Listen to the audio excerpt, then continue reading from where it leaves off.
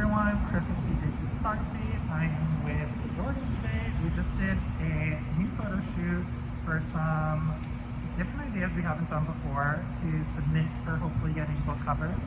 And I know you guys love these model interviews, so let's get to it.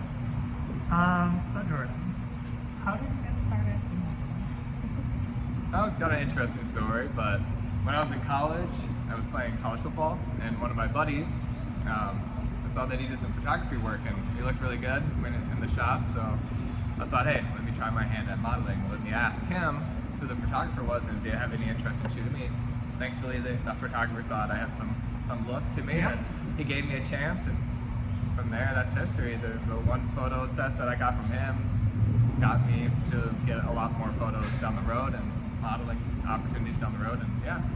So that's kind of how I got started in it all. Yeah, and what I like about working with you specifically is that, I was just saying this before, he has a good flow of doing different poses and like going from pose to pose without kind of like an awkward in the middle, like not knowing what to do, which I think is really good.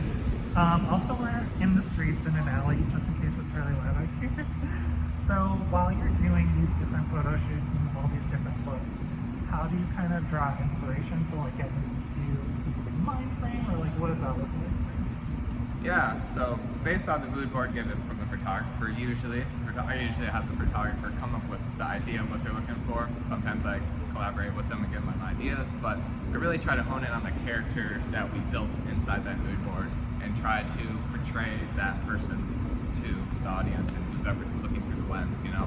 And that's kind of how I go about it. Yeah, just change the frame of mind, forget that you're out in public, forget people are walking around looking at you, like you are. Definitely got to be confident. Yeah, it's you and the camera, and just forget about it all. Especially you did like a variety of different looks where I was kind of giving him a viewpoint of like, make this more like angsty, you're in college, you're going through a lot of turmoil, or just different kind of like mind frames to be in. Yeah, it helps a ton when a photographer gives you the keywords and key terms to either to get you to perform a type of look or just to get you into the right frame. Yeah. So you look good in your best angles, you know, and all that. Or we did leather jackets, so I was like, pretend you're in a motorcycle club. Right, and it pulls it out of you. Like Bad Boy. So if you could only describe yourself in one word or phrase, what would it be? See, that's a hard one because picking one word is tough, but I chose, I did choose, I'm going to follow the rules. I chose optimistic. I like that. Oftentimes I think that's how people would describe me once they got to know me, just this overly optimistic person, so there you go. I like that one. I would say like you're very chill and go with the flow from our times hanging out and working together, which is great. So, do you have any interesting or unique talents? So one interesting thing about me, maybe not so much a talent, I was born with extra bones in my feet. So I had surgery on them in middle school and got rid of them. But that was something interesting about me. Yeah. But some talent that I'm working on is I work in the men's fashion department area in my life. So I'm really good at catching on to trends and what looks good put together wise from from head to toe. So now I'm working on my own fashion line. Which is so cool. Thank you. It's going to be called Jordon Deno, so be on the lookout for it all. And I'll be bringing you some cool threads. Sorry guys, it's loud out here on the streets and the alleys. So I was asking Jordan about his unique talents and he's starting his own fashion line. Yes. So kind of go off where we left on that last cut was a lot of my stuff you probably can find it either at Atlas Body and Home, the men's boutique that I work at, or online when I eventually have it up and running.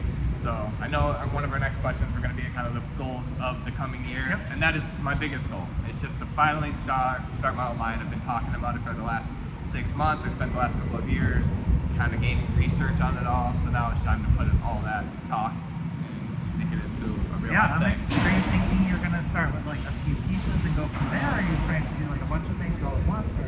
Yeah, money is a little bit of an issue sometimes, so you gotta be kind of mindful of how much you're gonna make.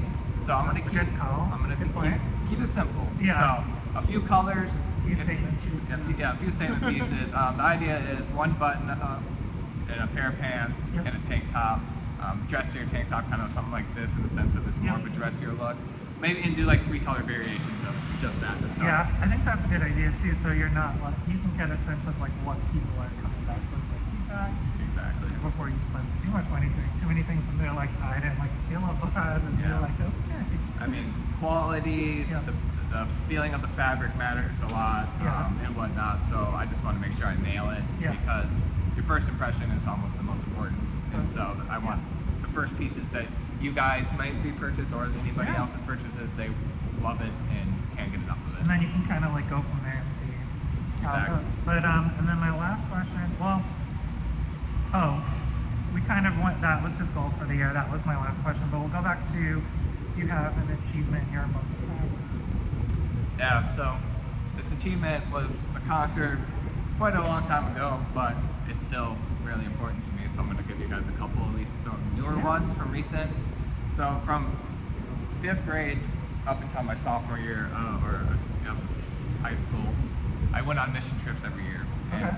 not Mormon mission trips, but just going to help the community through my church.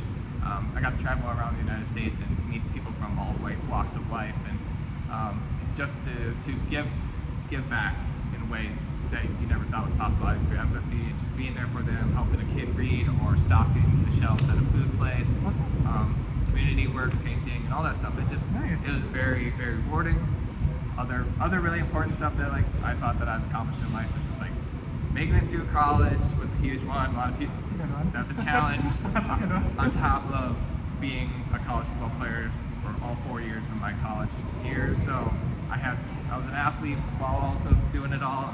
That I just gave myself a big pat on the back. It was tough. Multitasking. So, having said that, thank you, Jordan, for taking time to just interview. Stay tuned because we will have new pictures coming soon.